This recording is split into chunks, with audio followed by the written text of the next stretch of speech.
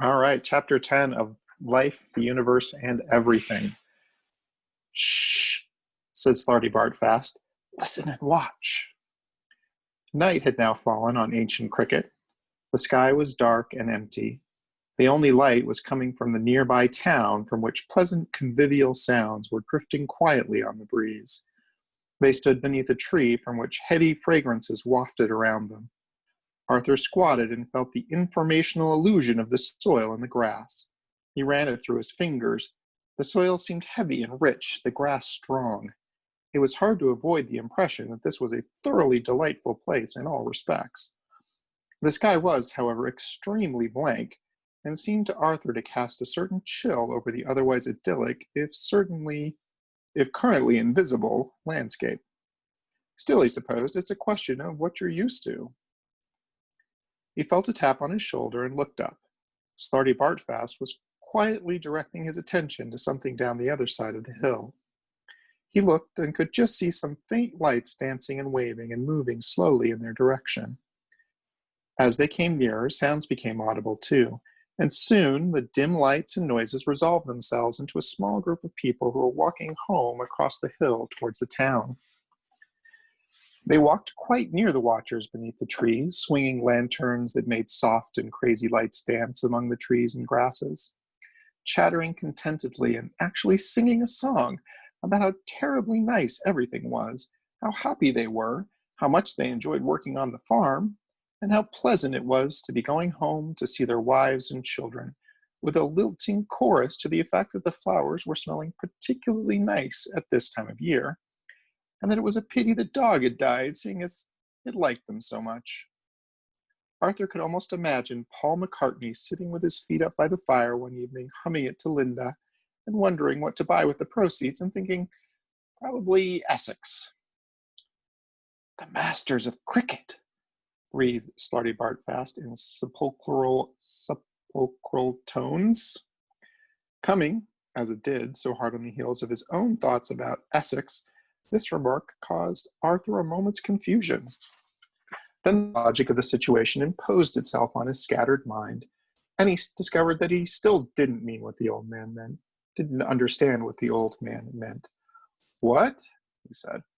The masters of cricket, said Slarty Bartfast again, and if his breathing had been sepulchral before, this time he sounded like someone in Hades with bronchitis. Arthur peered at the group and tried to make sense of what little information he had at his disposal at this point. The people in the group were clearly alien, if only because they seemed a little tall, thin, angular, and almost pale as to be white, but otherwise seemed remarkably pleasant, a little whimsical, perhaps. One wouldn't necessarily want to spend a long bus journey with them, but the point was that if they deviated in any way from being good, straightforward people, it wasn't being perhaps too nice rather than not nice enough. So while this rasping lung work from Slarty Bartfast, which would seem more appropriate to a radio commercial for one of those nasty films about chainsaw operators taking their work home with them. Then this cricket angle was a tough one too. He hadn't quite fathomed the connection between what he knew as cricket and what Slarty Bartfast interrupted his train of thought at this point, as if sensing what was going through his mind. The game you know as cricket, he said, and his voice still seemed to be wandering, lost in subterranean passages, is just one of those curious freaks of racial memory that can keep images alive in the mind eons after their true significance has been lost in the mists of time. Of all the races in the galaxy, only the English could possibly revive the memory of the most horrific wars ever to sunder the universe and transform it into what I'm afraid is generally regarded as an incomprehensible, dull, and pointless game. Rather fond of it myself, he added, but in most people's eyes you have been inadvertently guilty of the most grotesquely bad taste, particularly the bit about the little red ball hitting the wicket. That's very nasty. Said Arthur with a reflective frown to indicate that his cognitive synapses were coping as best they could. And these, said Slarty Bartfast, slipping back into crypt guttural and indicating the group of cricket men who had now walked past them, are the ones who started it all. and it will start tonight. Come, we will follow and see why." They slipped out from underneath the tree and followed the cheery party along the dark hill path.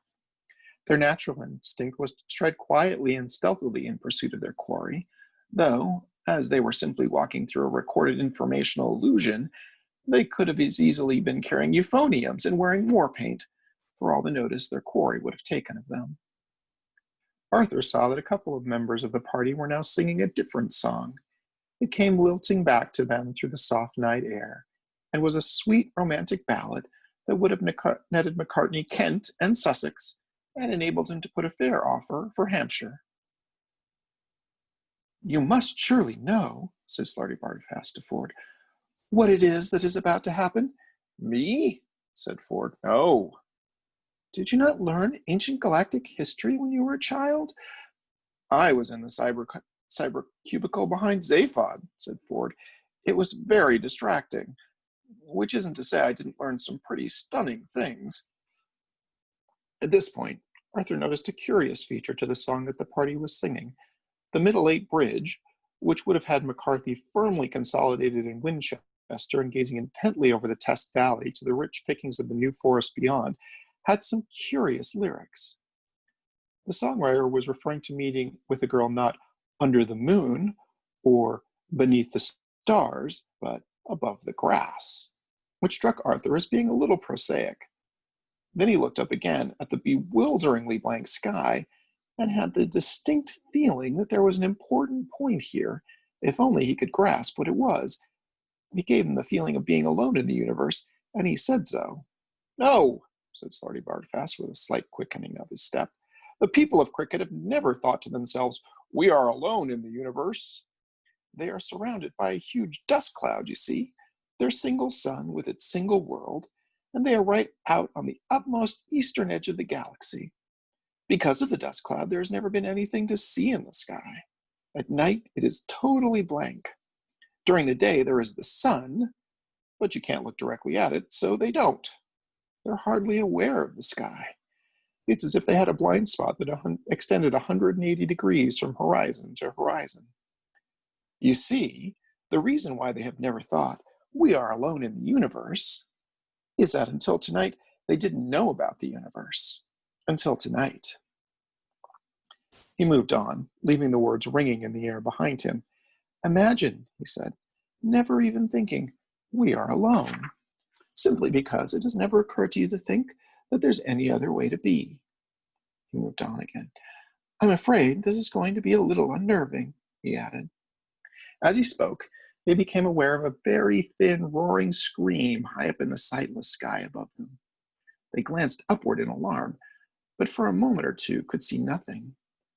Then Arthur noticed that the people in the party in front of them had heard the noise, but none of them seemed to know what to do with it. They were glancing around themselves in consternation, left, right, forward, backward, even at the ground. It never occurred to them to look upward. The profoundness of the shock and horror they emanated a few moments later, when the burning wreckage of a spaceship came hurtling and screaming out of the sky and crashed about a half-mile from where they were standing, was something you had to be there to experience. Some speak of the heart of gold in hushed tones, some of the starship Bistromath.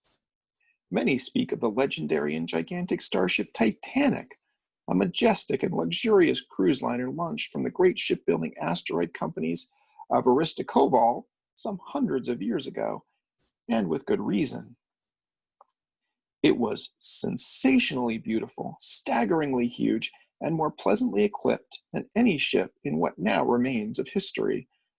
See page 110 on the Campaign for Real Time.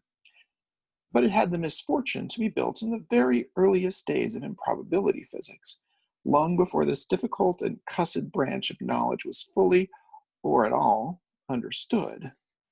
The designers and engineers decided, in their innocence, to build a prototype improbability field into it, which was meant, supposedly, to ensure that it was infinitely improbable that anything would ever go wrong with any part of the ship. They did not realize that because of the quasi-reciprocal and circular nature of all improbability calculations, anything that was infinitely improbable was actually very likely to happen almost immediately. The starship Titanic was a monstrously pretty sight as it lay beached like a silver Arcturan megavoid whale among the laser-lit tracery of its construction gantries, a brilliant cloud of pins and needles of lights against the deep interstellar blackness. But when launched, it did not even manage to complete its very first radio message, an SOS, before undergoing a sudden and gratuitous total existence failure. However, the same event that saw the disastrous failure of one science in its infancy also witnessed the apotheosis of another. It was conclusively proved that more people watched the Tri-D television coverage of the launch than actually existed at the time. And this has now been recognized as the greatest achievement ever in the science of audience research. Another spectacular media event of that time was the supernova of the stars Yasodlin underwent a few hours later. Yasodlins is a star around which most of the galaxy's major insurance underwriters live, or rather lived. But while these spaceships, and other great ones that come to mind, such as the Galactic Fleet battleships, the GSS Daring, the GSS Audacity, and the GSS Suicidal Insanity, are all spoken of with awe, pride, enthusiasm, affection, admiration, regret, jealousy, resentment, in fact, most of the better-known emotions, the one that regularly commands the most actual astonishment is Cricket 1, the first spaceship ever built by the people of Cricket. This is not because it was a wonderful ship. It wasn't. It was a crazy piece of near junk. It looked as if it had been knocked up in somebody's backyard, and this was in fact precisely where it had been knocked up. The astonishing thing about the ship was not that it was done well, it wasn't, but that it was done at all. The period of time that had elapsed between the moment that the people of Cricket had discovered that there was such a thing as space and the launching of this, their first spaceship, was almost exactly a year. Ford Prefect was extremely grateful, as he strapped himself in, that this was just another informational illusion, and that he was therefore completely safe. In real life, it wasn't a ship he would have set foot on for all of the rice wine in China. Extremely rickety was one phrase that sprang to mind, and please, may I get out, was another. This is going to fly?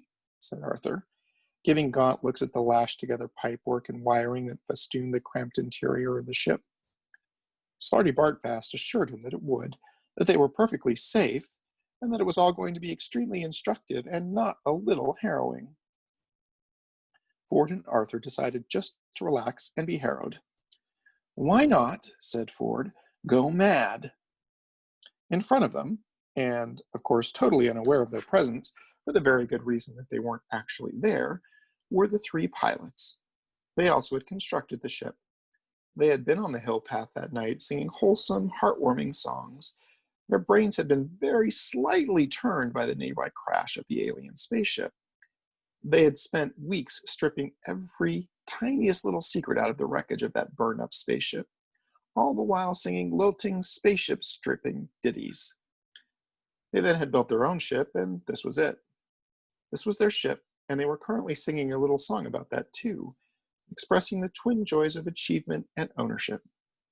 The chorus was a little poignant and told of their sorrow because their work had kept them such long hours in the garage, away from the company of their wives and children, who had missed them terribly, but had kept them cheerful by bringing them continual stories of how nicely the puppy was growing up. Pow! They took off. They roared into the sky like a ship that knew precisely what it was doing. No way, said Ford, a while later after they had recovered from the shock of acceleration and were climbing up out of the planet's atmosphere. No way, he repeated. Does anyone design and build a ship like this in a year, no matter how motivated? I don't believe it. Prove it to me, and I still won't believe it. He shook his head thoughtfully and gazed out a tiny port at the nothingness outside it. The trip passed uneventfully for a while, and Slarty Bartfast fast wound them through it. Very quickly, therefore, they arrived at the inner perimeter of the hollow, spherical dust cloud that surrounded their sun and home planet, occupying, as it were, the next orbit out.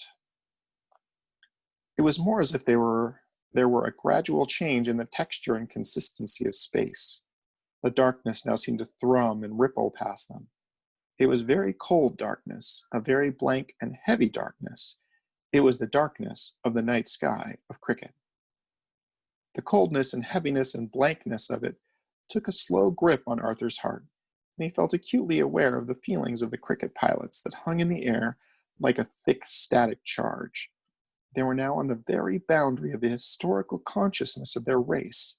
This was the very limit beyond which none of them had ever speculated, or even known that there was any speculation to be done. The darkness of the cloud buffeted the ship. Inside was the silence of history.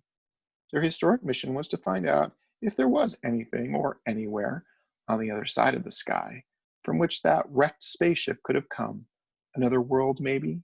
Strange and incomprehensible though this thought was to the enclosed minds who have lived beneath the sky of Cricket. History was gathering itself to deliver another blow. Still, the darkness thrummed at them, the blank enclosing darkness. It seemed closer and closer, thicker and thicker, heavier and heavier, and suddenly it was gone. They flew out of the cloud. They saw the staggering jewels of the night in their infinite dust, and their minds sang with fear. For a while they flew on, motionless against the starry sweep of the galaxy, itself motionless against the infinite sweep of the universe. And then they turned round. "It'll have to go," the men of Cricket said, as they headed back for home. On the way back, they sang a number of tuneful and reflective songs on the subject of peace, justice, morality, culture, sports, family life, and the obliteration of all other life forms.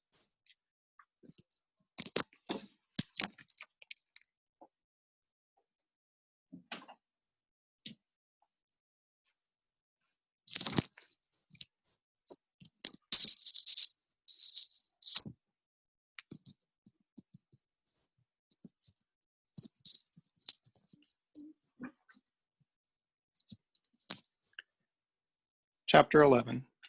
"So you see," said Slarty Bartfast, slowly stirring his artificially constructed coffee, and also thereby stirring the whirlpool interfaces between real and unreal numbers, between the interactive perceptions of mind and universe, and thus generating the restructured matrices of implicitly enfolded subjectivity that allowed his ship to reshape the very concept of time and space. How it is. "Yes," said Arthur. "Yes," said Ford. "What do I do," said Arthur, "with this piece of chicken?" Slarty Bartfast glanced at him gravely. "Toy with it," he said. "Toy with it." He demonstrated with his own piece. Arthur did so, and felt the slight tingle of a mathematical function thrilling through the chicken leg, as it moved four-dimensionally through what Slarty Bartfast had assured him was five-dimensional space. "Overnight," said Slarty Bartfast, "the whole population of Cricket was transformed from being charming, delightful, intelligent, if whimsical," interpolated Arthur, "ordinary people," said Slarty Bartfast, "into charming, delightful, whimsical, manic xenophobes." The idea of a universe didn't fit into their world picture, so to speak. They simply couldn't cope with it. And so charmingly, delightfully, intelligently, whimsically, if you like, they decided to destroy it. "What's the matter now?" "I don't like this wine very much," said Arthur, sniffing it. "Well, send it back. It's all part of the mathematics of it." Arthur did so. He didn't like the topography of the waiter's smile, but he'd never liked graphs anyway. "Where are we going?" said Ford. "Back to the room of informational illusions," said Slarty Bartfast, rising and patting his mouth with the mathematical representation of a paper napkin, "for the second half." Chapter 12. "The people of Cricket," said His High Judgmental Supremacy, Judiciary Pag LIVR, the learned, impartial, and very relaxed, Chairman of the Board of Judges at the Cricket War Crimes Trial, "are, well, are just a bunch of real sweet guys, who just happen to want to kill everybody. Hell, I feel the same way some mornings." Okay, he continued, swinging his feet onto the bench in front of him and pausing a moment to pick a thread off his ceremonial beach loafers. So you wouldn't necessarily want to share a galaxy with these guys. This was true. The cricket attack on the galaxy had been stunning. Thousands and thousands of huge cricket warships had leaped suddenly out of hyperspace and simultaneously attacked thousands and thousands of major worlds, first seizing vital material supplies for building the next wave, and then calmly zapping those worlds out of existence.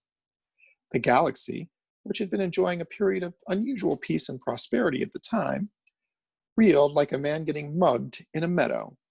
I mean, continued Judiciary Pag, gazing round the ultra-modern, this was 10 billion years ago when ultra-modern meant lots of stainless steel and brushed concrete, and huge courtroom. These guys are just obsessed. This, too, was true, and is the only explanation anyone has yet managed to come up with for the unimaginable speed with which the people of cricket had pursued their new and absolute purpose, the destruction of everything that wasn't cricket. It is also the only explanation for their bewilderingly sudden grasp of all the hyper-technology involved in building their thousands of spaceships with their millions of lethal white robots. These had really struck terror in the hearts of everyone who had encountered them, and in most cases, however, the terror was extremely short-lived, as the person experiencing the terror was also. They were savage, single-minded, flying battle machines.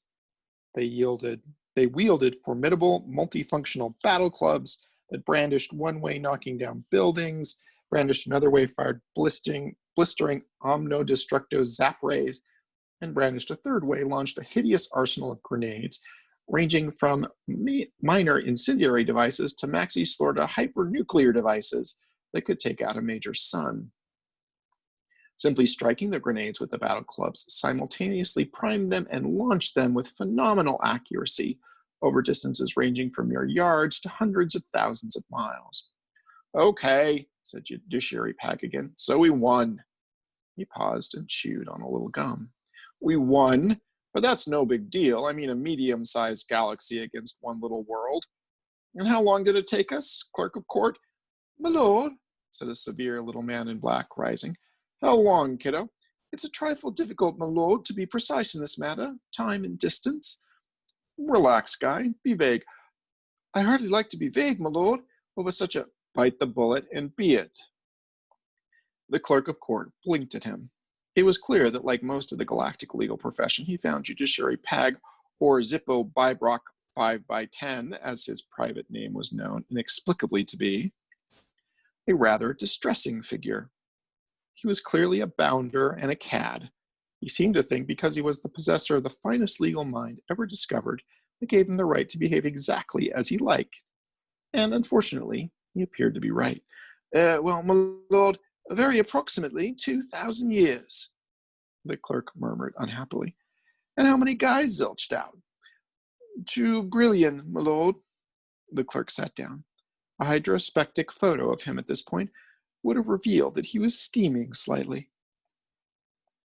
Judiciary Pag gazed once more around the courtroom, wherein were assembled hundreds of the very highest officials of the entire galactic administration, all in their ceremonial uniforms or bodies, depending on metabolism and custom. Behind a wall of zap-proof crystal stood a representative group of the people of cricket, looking with very calm, polite loathing at all the aliens gathered to pass judgment on them. This was the most momentous occasion in legal history, and Judiciary Pag knew it. He took out his chewing gum and put it under his chair.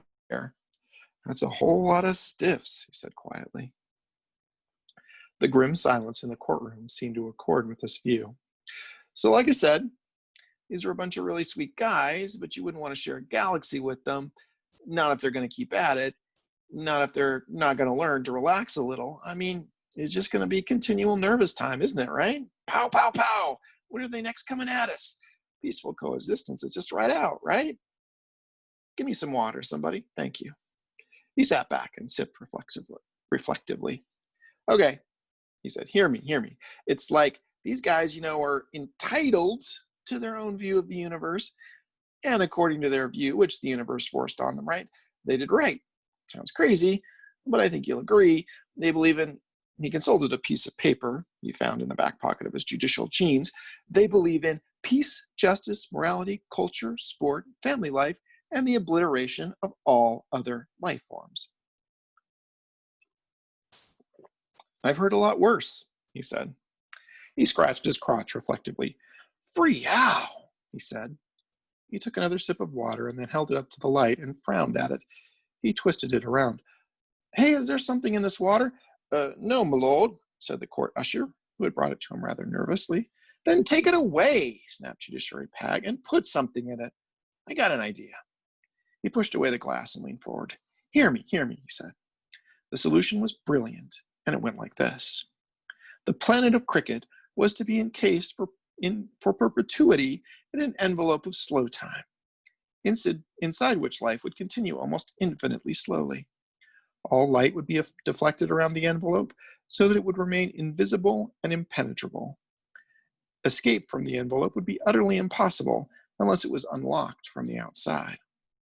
When the rest of the universe came to its final end and the whole of creation reached its dying fall, this was all, of course, in the days before it was known that the end of the universe would be a spectacular catering venture, and life and matter ceased to exist, then the planet of cricket and the sun would emerge from its slow time envelope and continue a solitary existence, such as it craved, in the twilight of the universal void. The lock would be on an asteroid that would slowly orbit the envelope. The key would be the symbol of the galaxy, the wicket gate. By the time the applause of the court had died down, Judiciary Pag was already in the censo shower with a rather nice member of the jury that he'd slipped a note to half an hour earlier. Chapter 13. 2 months later, Zippo Bibrock, 5 by 10 to the 8th power, had cut the bottoms off his galactic state jeans and was spending part of the enormous fee his judgments commanded lying on a jeweled beach, having essence of qualactin rubbed into his back by the same rather nice member of the jury. She was a Sulfinian girl from beyond the cloud worlds of Yaga. She had skin like lemon silk and was very interested in legal bodies. Did you hear the news? She said. Oui la, said Zippo Bibrock 5 by 10 to the 8th power, and you should have had to have been there to know exactly what, and you should have had to have been there to know exactly why he said this. None of this was on the tape of informational illusions and is all based on hearsay. No, he added, when the thing that had made him say oui la had stopped happening. He moved his body around slightly to catch the first rays of the third and greatest primeval Vaad's 3 suns that was creeping over the ludicrously beautiful horizon, and the sky now glittered with some of the greatest tanning power ever known. A fragrant breeze wandered up from the quiet sea, trailed along the beach, and drifted back to the sea again, wondering where to go next. On a mad impulse, it went up to the beach again. It drifted back to sea. I hope it isn't good news, muttered Zippo Bibrock 5 by 10 to the 8th, because I don't think I could bear it. Your cricket judgment was carried out today, said the girl sumptuously. There was no need to say such a straightforward thing sumptuously, but she went ahead and did it anyway, because it was that sort of day. I heard it on the radio, when I went back to the ship for the oil. Ah, murmured Zippo, and rested his head back on the jeweled sand. Something happened, she said. Hmm? Just as the slow time envelope was locked, she said, and paused a moment from rubbing in the essence of quolactin. A cricket warship that had been missing, presumed destroyed, turned out to be just missing after all. It appeared and tried to seize the key. Zippo sat up sharply. Hey, what? He said. It's all right, she said in a voice that would have calmed the Big Bang down. Apparently there was a short battle.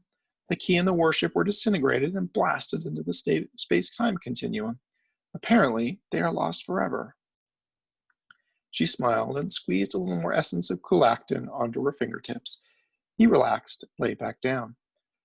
Do what you did a moment or two ago. That? She said. No, that.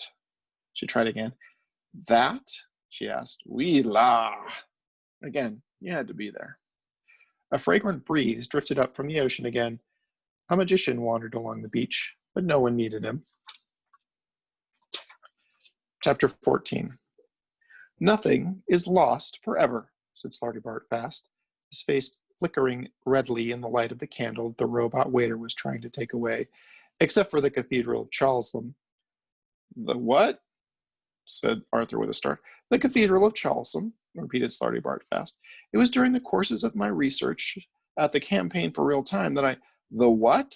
Said Arthur again. The old man paused and gathered his thoughts for what he had hoped would be the last onslaught of this story. The robot waiter moved through the space-time matrices in a way that spectacularly combined the surly with the obsequious, made a snatch for the candle and got it. They had the check, had argued convincingly about who had the cannelloni and how many bottles of wine they had had, and, as Arthur had been dimly aware, had therefore successfully maneuvered the ship out of subjective space and into a parking orbit round a strange planet. The waiter was now anxious to complete his part of the charade and clear the bistro. All will become clear, said Slarty fast. When? In a minute. Listen. The time streams are now very polluted. There's a lot of muck floating about them, flotsam and jetsam, and more of it is now being regurgitated into the physical world. Eddie's in the space-time continuum, you see. So I hear, said Arthur. Look, where are we going? Said Ford, pushing his chair back from the table with impatience, because I am eager to get there. We are going, said Slarty fast in a slow, measured voice, to try to prevent the war robots of Cricket from regaining the whole of the key they need to unlock the planet of Cricket from the slow time envelope and release the rest of their army and their mad masters. It's just, said Ford, you mentioned a party. I did, said Slarty fast and hung his head. He realized that it had been a mistake because the idea seemed to exercise a strange and unhealthy fascination on the mind of Ford Prefect.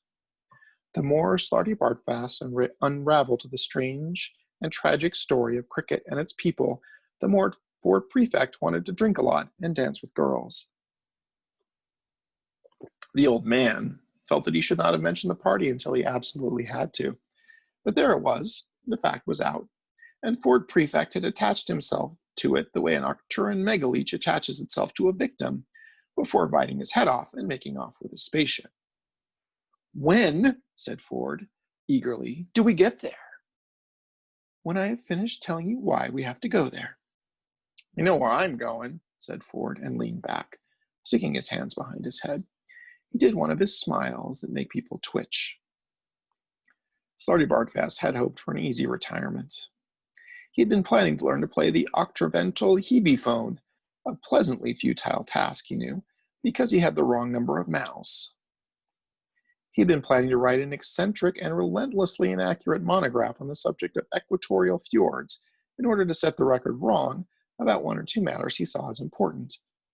Instead, he had somehow got talked into doing some part-time work for the Campaign of Real Time and had started to take it all seriously for the first time in his life. And as a result, he found himself spending his fast declining years combating evil and trying to save the galaxy. He found it exhausting work and sighed heavily. Listen, he said. What? Said Arthur. The Campaign for Real Time, which I will tell you about later. I noticed that 5 pieces of jetsam that had in relatively recent times plopped back into existence seemed to correspond to the 5 pillars of the missing key. Only 2 I could trace exactly, the wooden pillar, which appeared on your planet, and the silver bale. It seems to be at some sort of party. We must go there to retrieve it before the Cricket robots find it, or who knows what may happen. No, said Ford firmly. We must go to the party in order to drink a lot and dance with girls. But haven't you understood everything Yes, said Ford with sudden and unexpected fierceness. I've understood it all perfectly well. That's why I want to have as many drinks and dance with as many girls as possible while there are still any left. If everything you've shown us is true, of course it's true, then we don't stand a Welk's chance in a supernova. A what? said Arthur sharply again. He had been following the conversation doggedly up to this point, and was keen not to lose the thread now. A Welk's chance in a supernova, repeated Ford without losing momentum. What's a Welk got to do with a supernova? Said Arthur. It doesn't, said Ford levelly. Stand a chance in one. He paused to see if the matter was now cleared up. The freshly puzzled looks clambering across Arthur's face told him that it wasn't. A supernova, said Ford as quickly and clearly as he could, is a star that explodes at almost half the speed of light and burns with the brightness of a billion suns and then collapses as a super heavy neutron star. It's a star that burns up other stars. Got it? Nothing stands a chance in a supernova. I see, said Arthur. So why a Welk particularly? Why not a Welk? Doesn't matter. Arthur accepted this, and Ford continued, picking up his early, fierce momentum as best he could. The point is, he said, the people like you and me, Slarty Bartfast and Arthur, particularly and especially Arthur, are just dilettantes, eccentrics, layabouts, if you like.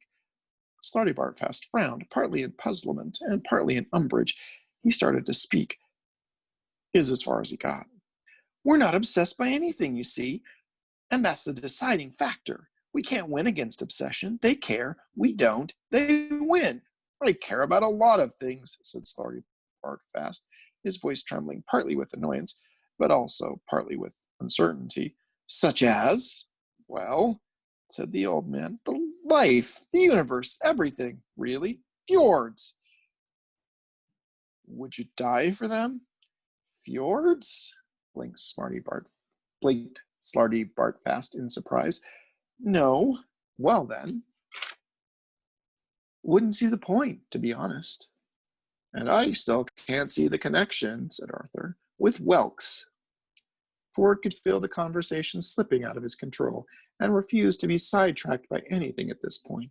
The point is that we are not obsessive people, and we don't stand a chance against, except for your sudden obsession with Welks, pursued Arthur, which I still haven't understood. Will you please leave Welks out of it? I will if you will, said Arthur. You brought the subject up. It was an error, said Ford. Forget them. The point is this. He leaned forward and rested his forehead on the tips of his fingers. What was I talking about? He said wearily. Let's just go down to the party, said Slarty Bartfast, for whatever reason. He stood up, shaking his head. I think that's what I was trying to say, said Ford. For some unexplained reason, the teleport cubicles were in the bathroom. Chapter 15. Just 2 pages. We can stop now if you want to.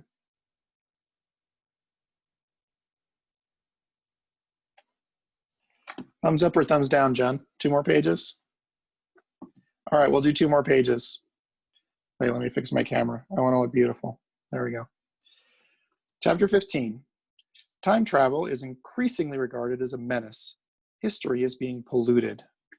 The Encyclopedia Galactica has much to say on the theory and practice of time travel, most of which is incomprehensible to anyone who hasn't spent at least 4 lifetimes studying advanced hypermathematics. And since it was impossible to do this before time travel was invented, there is a certain amount of confusion as to how the idea was arrived at in the first place. One rationalization of this problem states that time travel was, by its very nature, discovered simultaneously at all periods of history, but this is clearly bunk. The trouble is that a lot of history is now quite clearly bunk as well. Here's an example. It may not seem to be an important one to some people, but to others it is crucial. It is certainly significant in that it was this single event that caused the campaign for real time to be set up in the first place. Or is it last? It depends which way around you see history is happening, and this too is now an increasingly vexed question. There is, or was, a poet. His name was Lalafala, and he wrote what are widely regarded throughout the galaxy as the finest poems in existence, the Songs of the Long Land. They were unspeakably wonderful. That is to say, you couldn't speak very much of them at once without being so overcome with emotion, truth, and a sense of wholeness and oneness of things that you would pretty soon need a brisk walk around the block, possibly pausing at a bar on the way back for a quick glass of perspective and sort of, they were that good. There, he wrote his poems there. He wrote them on pages of dried harbor leaves without the benefit of education or correcting fluid. He wrote about the light in the forest and what he thought about it. He wrote about the art in the forest and what he thought about it. He wrote about the girl who had left him and precisely what he thought about that. Long after his death, his poems were found in one. And shortly after the invention of time travel, some major correcting fluid manufacturers wondered whether his poems might have been better still if he'd had access to some high quality correcting fluid, and whether he might be persuaded to say a few words to that effect. They traveled the time waves, they found him, they explained the situation, with some difficulty, and did indeed persuade him. In fact, they persuaded him to such effect that he became extremely rich at their hands, and the girl about whom he was otherwise destined to write with such precision never got around to leaving him. And in fact, they moved out of the forest to a rather nice pad in town, and he frequently commuted to the future to do talk shows, on which he sparkled wittily. He never got around to writing the poems, of course, which was a problem, but an easily solved one. The manufacturers of correcting fluid simply packed him off for a week somewhere with a copy of a later edition of his book, and stacks of dried harbor leaves to copy them onto, making the odd, deliberate mistake and correction along the way. Many people now say that the poems are suddenly worthless. Others argue that they are exactly the same as they always were, so what's changed? The first people say that that isn't the point. They aren't quite certain what the point is, but they are quite sure that that isn't it. They set up the campaign for real time to try to stop this sort of thing going on. Their case was considerably strengthened by the fact that a week after they had set themselves up, news broke that not only had the great cathedral of Chalzem been pulled down in order to build a new iron refinery, but that the construction of the refinery had taken so long and had to extend so far back in the past in order to allow ion production to start in time, that the Cathedral of Chalzem had now never been built in the first place. Picture postcards of the cathedral suddenly became immensely valuable. So a lot of history is now gone forever. The campaigners for real time claimed that just as easy travel eroded the differences between one country and another, and between one world and another, so time travel is now eroding the differences between one age and another. The past, they say, is now truly like a foreign country. They do things exactly the same there. Yay!